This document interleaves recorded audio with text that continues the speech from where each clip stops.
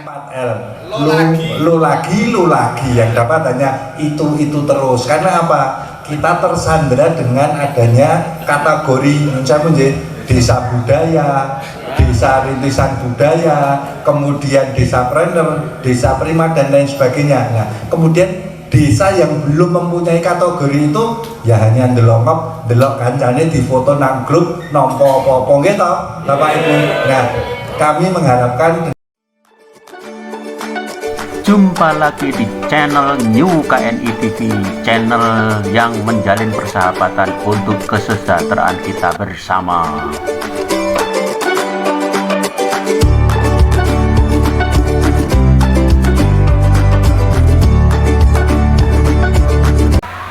Di dalam pertemuan paguyuban lurah se-Sleman, yaitu paguyuban Manikmoyo yang diselenggarakan setiap 3 bulan sekali. Pertemuan dilaksanakan di rumah makan Westlake. Paguyuban Lurah Manikmoyo ini terdiri dari 86 lurah se-Kabupaten Sleman. Agenda dari pertemuan itu pertama adalah terkait dana keistimewaan Yogyakarta yang dinilai oleh para lurah itu belum merata. Kemudian terkait juga dengan penambahan masa jabatan lurah menjadi 9 tahun yang diwacanakan oleh pemerintah. Sangat menyejukkan ketika berdoa, tidak seperti di grup. Di grup biasanya gawe kisruh, tapi pada kesempatan sore hari ini ternyata Gus izin ada sisi yang lainnya.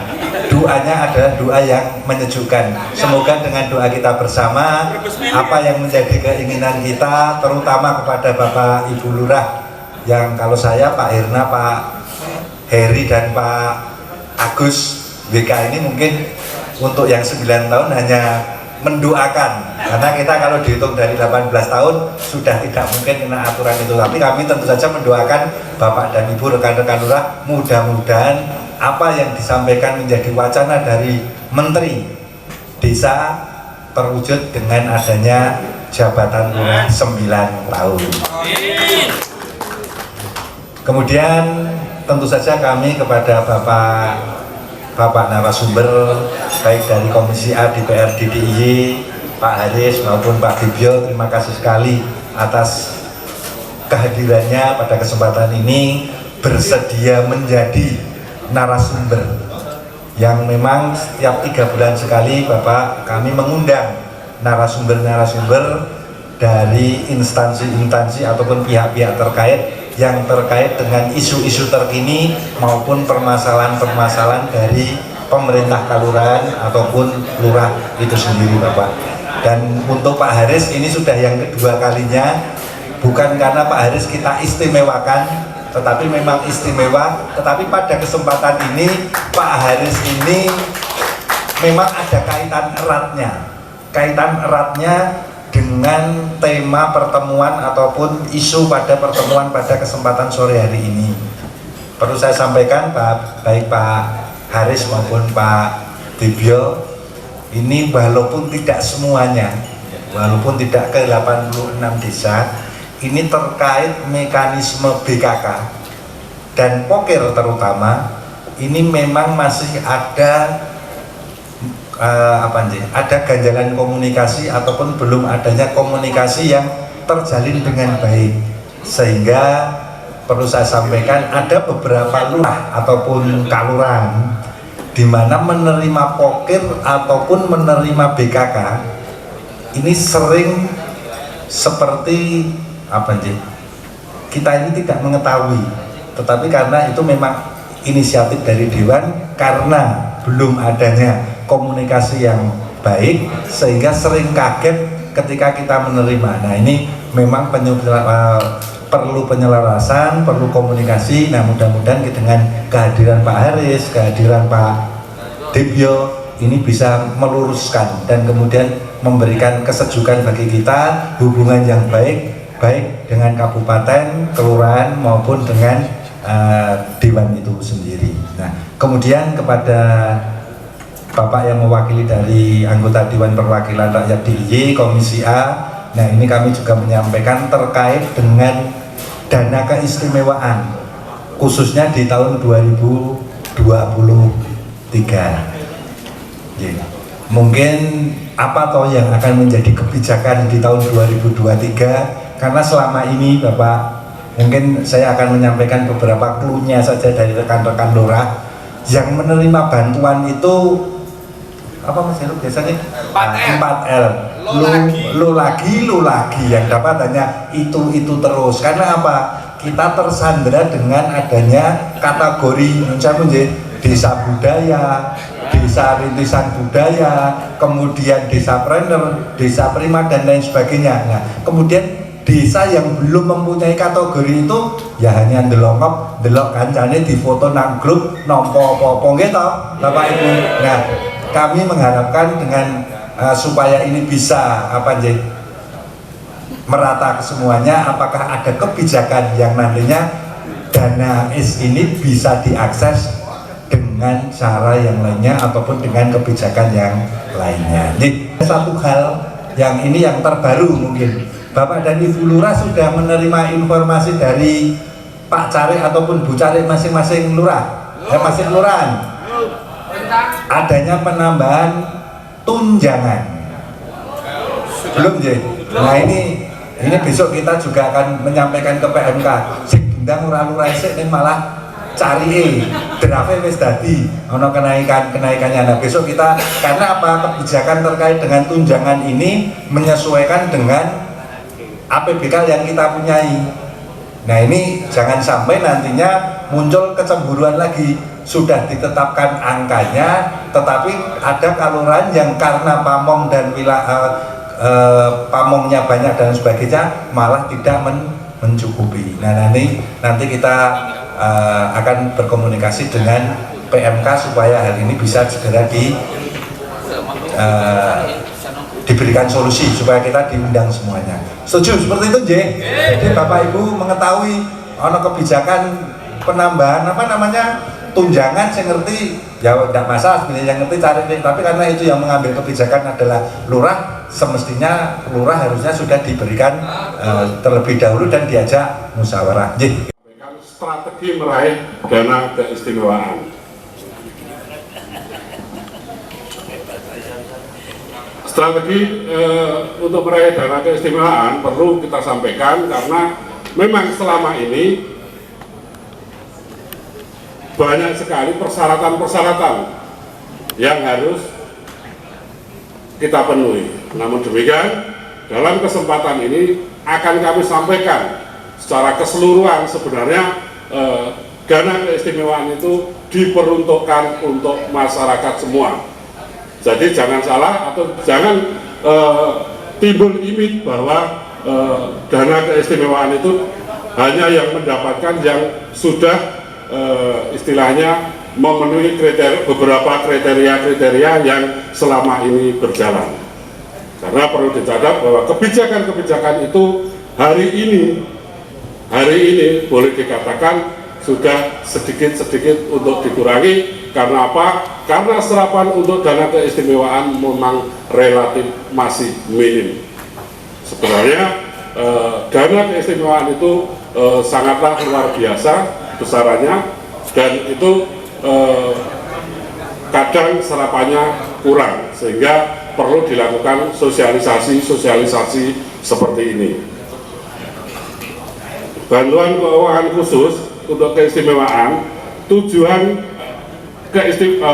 grand design keistimewaan itu adalah tujuan keistimewaan dan arah kebijakan keistimewaan dan peta jalannya untuk meraih dana keistimewaan itu.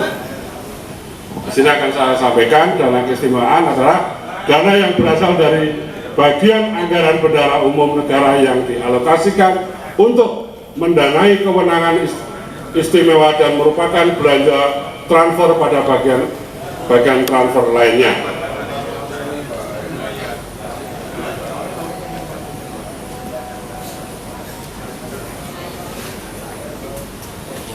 Tak lanjut ya. Bantuan keuangan khusus dana keistimewaan atau BKK dana keistimewaan.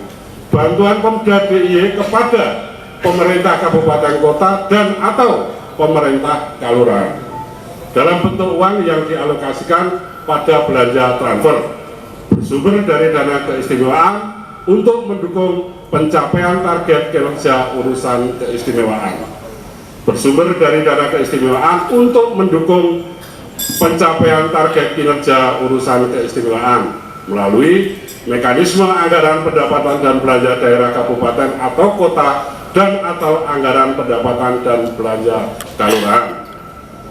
Jadi ini jelas bahwa dana keistimewaan itu bisa diraih semua kelurahan di daerah istimewa Yogyakarta. Tentunya itu ada persyaratan-persyaratan dan itu nanti di belakang ada tata caranya untuk meraih dana keistimewaan itu. Pola PKK DAES untuk kelurahan. Perhatikan kepada bapak-bapak yang pada kesempatan hari ini hadir untuk memperhatikan tentang laporan kaitannya dengan kegiatan. Mau menyebar luaskan informasi kegiatan keistimewaan. Tadi di depan sudah tak sampaikan bahwa semua kegiatan yang didanai oleh DAES, saya biarnya disampaikan, tidak usah malu lah, disampaikan bahwa kegiatan ini didanai oleh dana keistimewaan.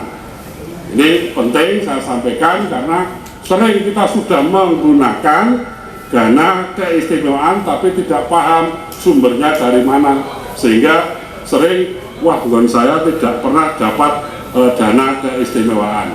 Hal itulah yang kemudian menjadi isu besar dan menjadi trending topik di masyarakat, seolah-olah dana keistimewaan itu belum pernah diluncurkan.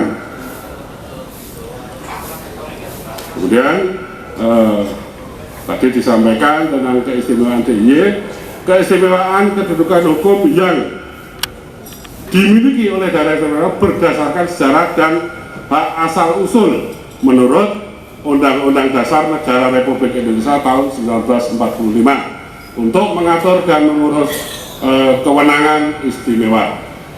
Kemudian secara haluan dan pedoman pelaksanaan urusan keistimewaan DIY yang dapat digunakan oleh berbagai pihak yang terlibat untuk menentukan arah kebijakan strategi dan pokok program keistimewaan sesuai dengan tujuan keistimewaan. Dengan tujuan keistimewaan, ini penting saya sampaikan, memberikan haluan dan pedoman bagi seluruh komponen pembangunan baik pemerintah masyarakat maupun dunia usaha dalam mewujudkan cita-cita dan tujuan keistimewaan yang disepakati bersama. 2. Seluruh upaya dilakukan oleh masing-masing pelaku pembangunan yang bersifat sinergis, koordinatif, dan saling melengkapi satu dengan lainnya di dalam satu pola sikap dan pola tindak. Ini tadi disampaikan bahwa di masyarakat itu seringkali mendapatkan bantuan, tapi bapak-bapak selaku lurah tidak mengetahui. Sebenarnya dalam hal ini kita sudah mengatur hal yang demikian itu. Sebagai haluan dan pedoman kerja bagi Pemda DIY dalam penyelenggaraan urusan keistimewaan dalam periode 20 tahun. Salah satu pedoman bagi pemerintah kabupaten dan kota serta kelurahan DIY dalam menyusun rencana pembangunan. Ini penting karena setiap kali membuat sebuah anggaran harus memperhatikan hal-hal ini, karena hal-hal ini kan di luar konteks APBD, sehingga bisa mensinergikan antara dana yang umum dan dana keistimewaan. Masa jabatan lurah adalah 9 tahun, sangat sepakat. Karena dari 4 fungsi, yaitu fungsi pelayanan, kemudian fungsi pemerintahan, kemudian fungsi pemberdayaan, kemudian fungsi pembangunan, waktu 6 tahun tidak cukup untuk menyelesaikan permasalahan. waktu 6 tahun tidak cukup untuk menyelesaikan permasalahan yang ada di masyarakat. Walaupun sekali lagi dinamika di masing-masing kelurahan berbeda. Sepakat untuk itu. Kemudian masalah bantuan operasional untuk menunjang kegiatan Manik Moyo ini, tolong komunikasi dengan PMK. Tolong komunikasikan dengan PMK, karena pengampu adalah PMK untuk mengusulkan. Ini kebetulan sudah agak terlambat ini. Saya baru dengar ini, dan kali ini bahwa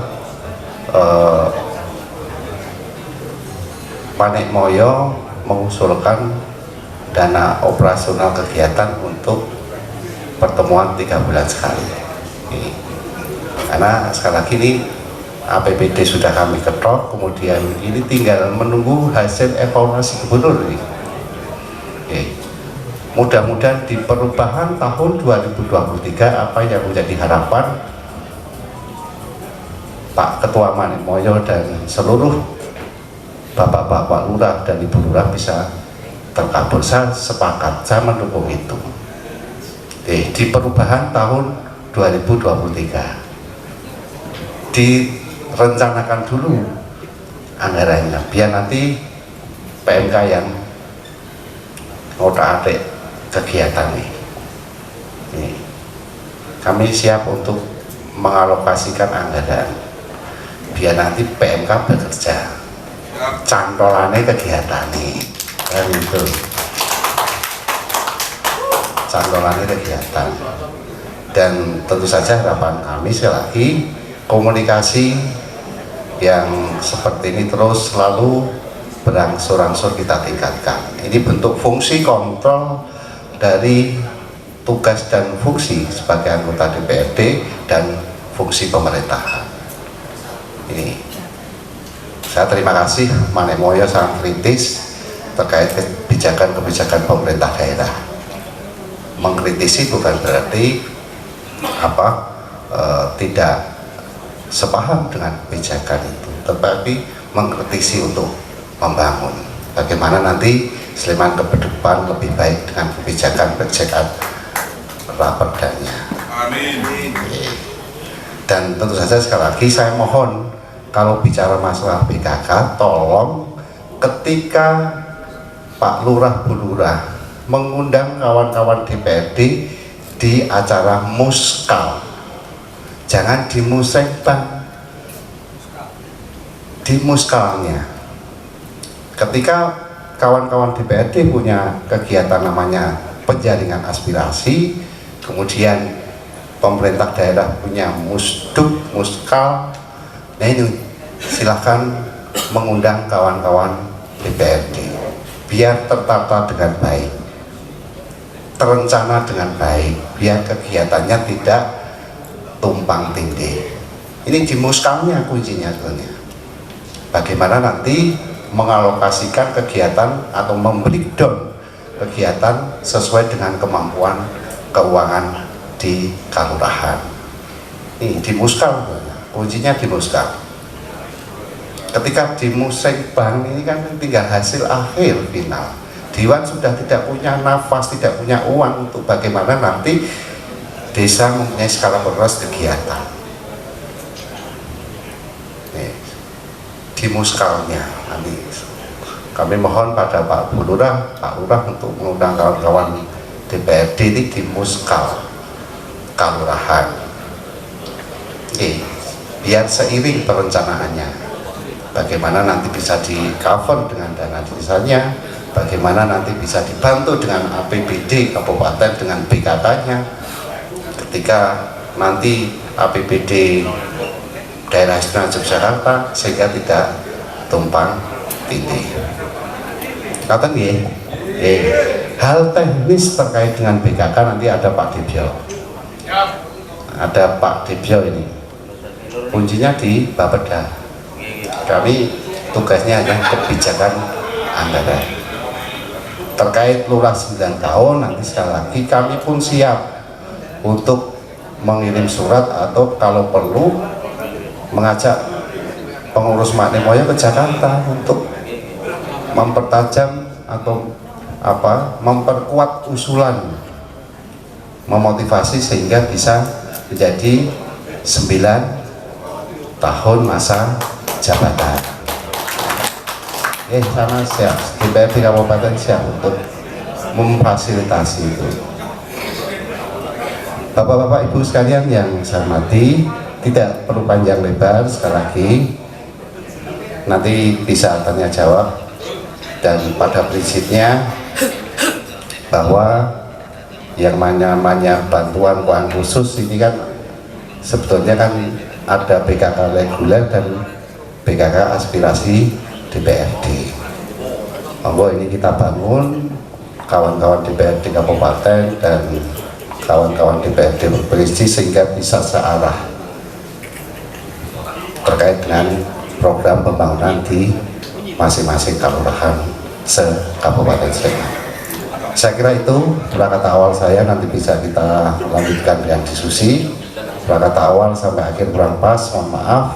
Kami akhiri, wassalamualaikum warahmatullahi wabarakatuh. Lanjutkan yang disampaikan Pak Haris, langsung saja. Kebijakan penganggaran di Kabupaten Sleman. Yang pertama adalah anggaran yang bisa diraih di teman-teman di desa, ada namanya dana PUPM. Bapak Ibu sudah paham dana PUPM, pagu usulan pemberdayaan masyarakat, yang nanti akan didiskusikan, yang pagunya per kecamatan, ya, per kecamatan. Kemudian itu didiskusikan, ditetapkan di musrenbang di kecamatan. Oh sorry, Kapanewon. Matur nuwun. Saya rumono dana isi kita ini. Nggih, matur nuwun di Kapanewon. Lalu dana PUPM itu digunakan untuk yang menjadi kewenangan kabupaten. Ya, jadi PUPM itu digulirkan di Kapanewon untuk ditetapkan penggunaannya oleh masyarakat di Kapanewon dan kelurahan yang menjadi kewenangan kabupaten. Pertama itu dana PUPM. Kedua adalah dana pokir, pokok-pokok pikiran bapak-bapak anggota DPR. Ya. Ini pokir ini kita disepakati dengan bapak-bapak anggota DPR, besarnya adalah 10% dari PAD. 10% dari PAD. Kalau PAD nya 1 triliun ya berarti besok 100 miliar Pak Adi. Gitu. Nah, dana pokir ini terbagi menjadi 2. Kalau itu kewenangannya kabupaten, pokok-pokiran bapak-bapak dari DPR itu menjadi kewenangan kabupaten, akan dialokasikan kepada dinas di kabupaten. Mungkin Pak Haris punya pokir untuk jalan kabupaten, nanti akan dilaksanakan oleh dinas PU. Itu ya.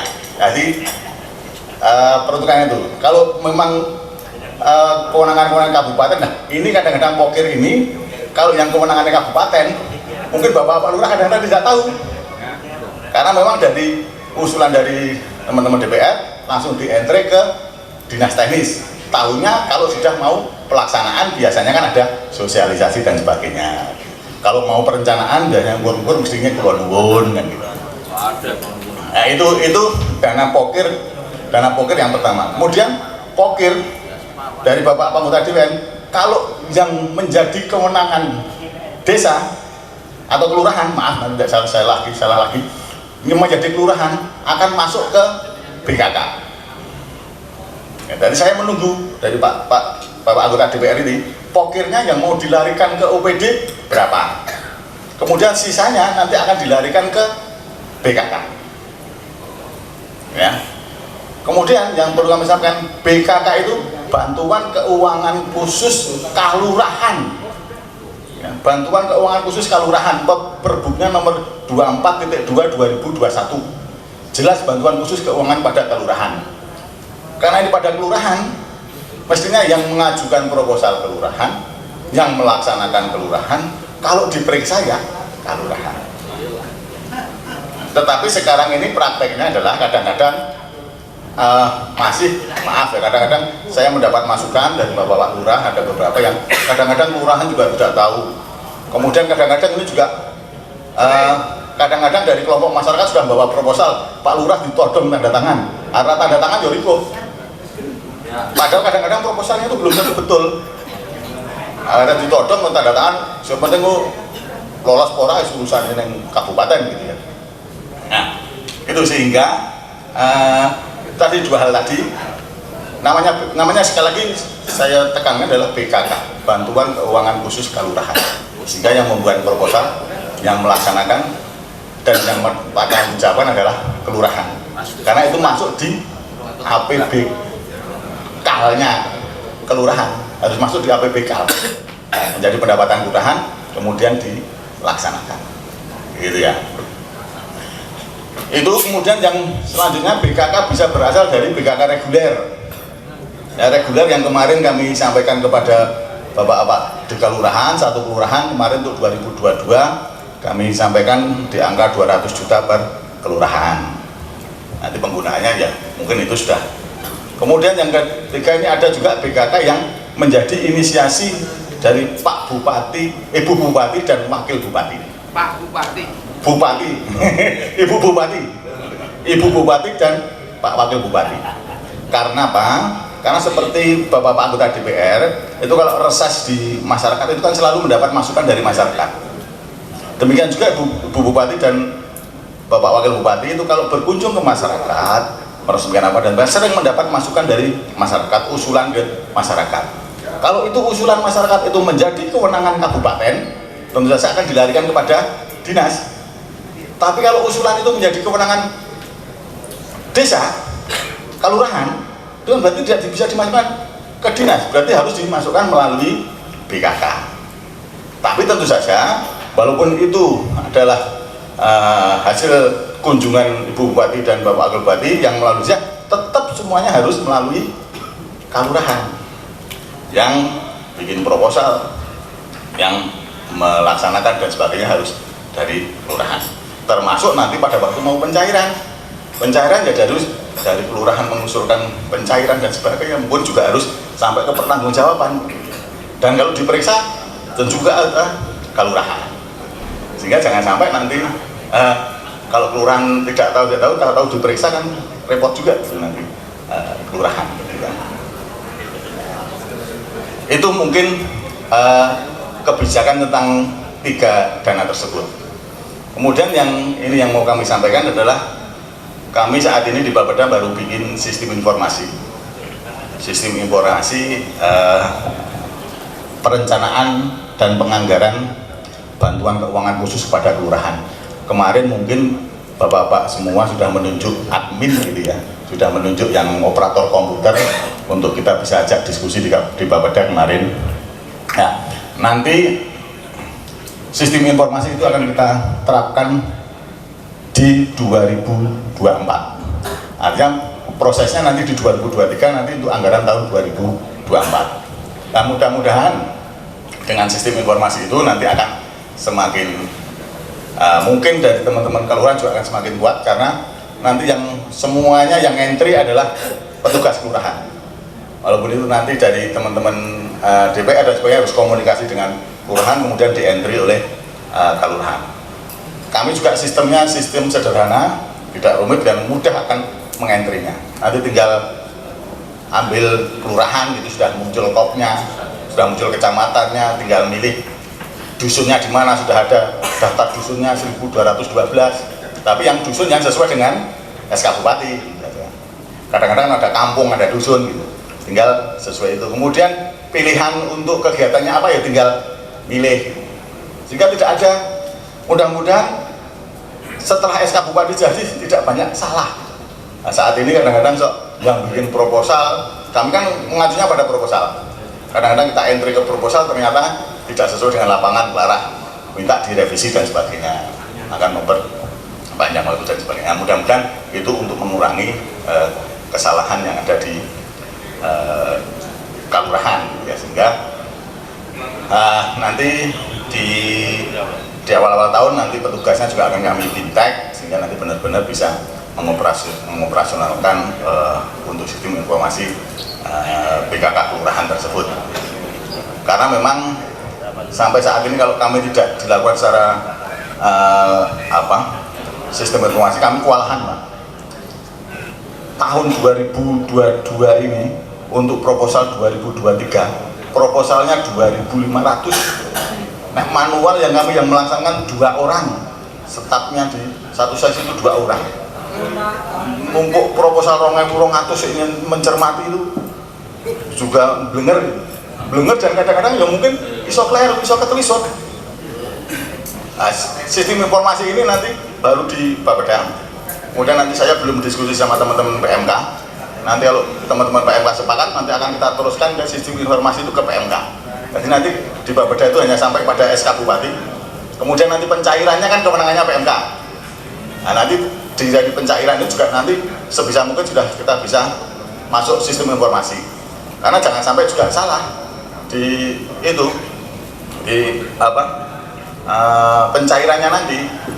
Karena juga kami menemukan ada yang dicairkan itu tidak sesuai dengan proposal, walaupun dusunnya sama, itu penggunaannya sama.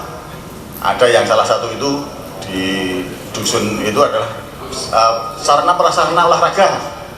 Sarana prasarana olahraga kan banyak, padahal SK kami memang hanya bunyi sarana prasarana olahraga. Harusnya dulu digunakan untuk A, dia ngajukan pencairannya digunakan untuk B. Nah, itu kan juga, saya nggak tahu ini kok bisa pencairannya. Mungkin di teman-teman PMK juga mencermati proposal yang banyak secara manual itu juga tidak gampang. Mungkin yang kemarin sudah ada, mungkin kesisal proposalnya dan sebagainya, mungkin juga akan mengalami seperti itu. Sehingga kami berharap nanti dengan sistem informasi ini pengelolaan PKK akan semakin baik, kemudian peran dari kelurahan juga akan semakin meningkat. Termasuk BKK ini bisa kita fungsikan juga kalau ada kebijakan, misalnya ada bencana alam dan sebagainya, membutuhkan uang banyak dan itu menjadi kewenangan desa atau kelurahan, pasti juga akan kita dorong melalui BKK. Kalau kita masukkan ke dinas nanti bukan kewenangannya, kadang-kadang nanti kita keliru. Ya, mungkin itu singkat. Mudah-mudahan nanti saya mendapat masukan juga untuk BKK ini, karena BKK itu dimulai sejak tahun 2017. Dan sampai sekarang masih dilaksanakan secara manual, dan semakin lama itu dananya semakin meningkat karena memang tadi berasal dari pokir, dari hasil kunjungan bupati dan wakil bupati dan sebagainya. Mudah-mudahan nanti juga yang reguler yang di desa, mungkin nanti saya nggak tahu, kalau memungkinkan juga kita bisa lebih tingkatkan lagi. Itu dari saya, mohon maaf kalau banyak kekurangan, nanti kita bisa diskusikan. Kami akhiri dulu. Assalamualaikum warahmatullahi wabarakatuh. Waalaikumsalam.